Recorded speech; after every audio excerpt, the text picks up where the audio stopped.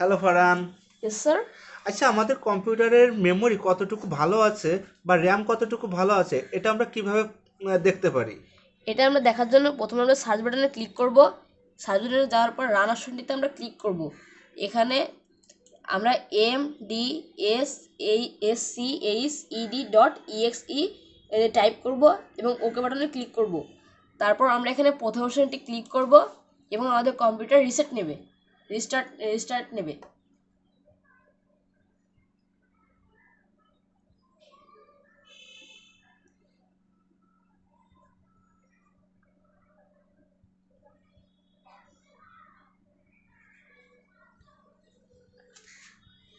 এখানে যত পার্সেন্ট থাকবে আমাদের কম্পিউটারটা তত ভালো থাকবে। তার মানে এখানে লেখায় দেখাই দিয়েছে যে মেমোরিতে কোনো সমস্যা নাই এবং পার্সেন্টেজ যতটা থাকবে আমাদের মেমোরিও ততটা ভালো ভালো থাকবে। আছে। Thank you Farhan. Thank you sir.